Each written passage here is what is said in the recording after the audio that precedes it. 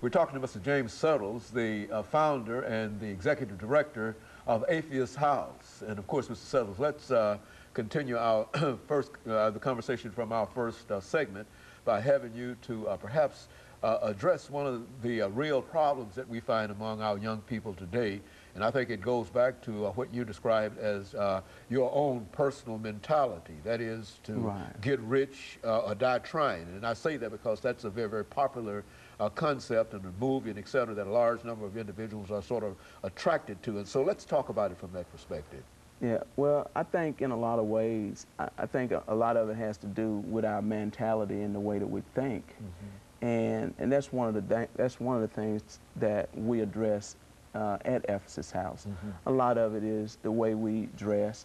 Part of our dress code at Ephesus House is no braids, plaits, nor sagging, things of that nature, because what happens is a guy can try to go and get a job.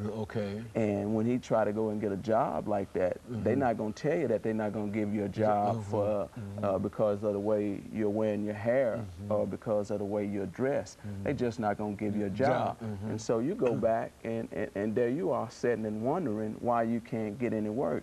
And one of the things, not only do I talk about it, do we stress it at Ephesus House, but even when I go to the institutions, I go to the institutions a lot myself and counsel with guys, and also and one of the things that I noticed, you got a lot of guys that are tattooed up, that are grilled up, and different things like that. Well, a guy, he wants to complain about saying that he can't get a job at McDonald's. I mean, at nowhere but McDonald's. But if you really want to try to get in management, nobody wants you in management with no braids or with no grill. And I think the tragedy is the message that we send, and I'm not hating on people that do rap music or anything of that nature. And I think when I say that, I say the tragedy is this guy, he can tattoo his body up and wear the grill because you're going down there buying his CDs. Well, most young people, you know, they're imitating this and they can't even get a job because they're starting from ground level. So I think we really have to be careful not only about the messages that we're sending, but I think we as parents, we have to watch what we're allowing our children to grow into, because see, I've come in contact with so many people that say that it's just a phase that they'll grow out of it. Well, you don't grow out of stuff, you grow into stuff. And so, you know, it's almost like allowing a kid to, whether it's tattoo his body up or wear his clothes any kind of way, you know.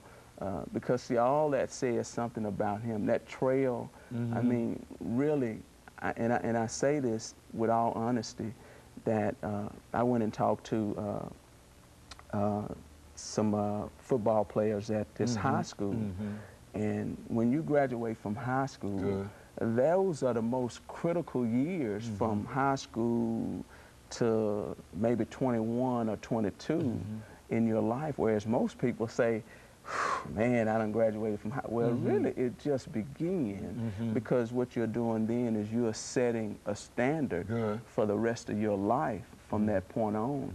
And so I just think that we have to be really careful about the stuff that we allow to, that seems so innocent, you know. Right now, I know even myself, I've had got two boys, that, and both have graduated from college, and they still have a curfew if they're gonna be in my house, because I can't be responsible for a young man running, ripping and running the streets all times of the night and allowing the blood to be on my hand about a situation like that. So I just think it's very important about how we communicate to our young people, and especially my generation. I really believe that we have done our young people such a disservice by not being the proper role model that we should have been. And I really, I am really sad about that, and that's one of the reasons why I dedicate my life to doing what I'm doing today. been in business over 11 years after I got out of prison in 1993. Yeah. And when I got out, I started going back into the institution, and most guys be like, man, there's no way I'll be coming back in here after staying incarcerated over 8 calendar years, and you're coming back.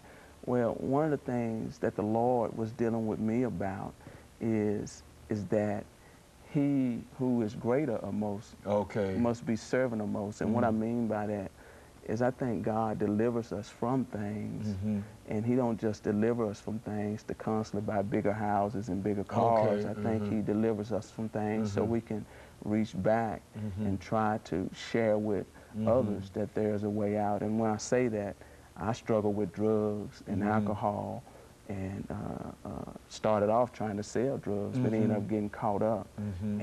But I'm thankful that I can honestly say that I haven't used drugs since 1986, and I think that's part of me trying to really stay focused to what is really happening. It's almost like, you know, I've talked to a lot of people that we act as if it's just a black thing, but it's really it's a human thing, and it's not just black people. It's a human race deal, and I think I'm always reminded of Dr. King. You know, him and Malcolm X was having that conversation, and he was just so caught up in the human race, and I just think that's where we have to be, because you know, it's not just about the black kid, but it's about any kid that is coming up in a dysfunctional environment, and you being able to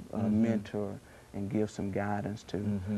And when I say that, I believe that every time that we come in contact with a person, that we are affecting them for the good or the bad. And I think that it's our job to really be a light, whether it's being that light to any man, woman, and child that we come in contact with. Very good. And you know, of course, Mr. Settles, we're getting ready for our second commercial break, after which we'll come back and have a third segment, and we'll allow you to continue this conversation. But I think essentially that's the kind of information we want, and we would also like to have some information during this third segment in reference to the house that you've established and some of the things that our audience might do in order to assist you. And we'll be back with you following this very, very short commercial break.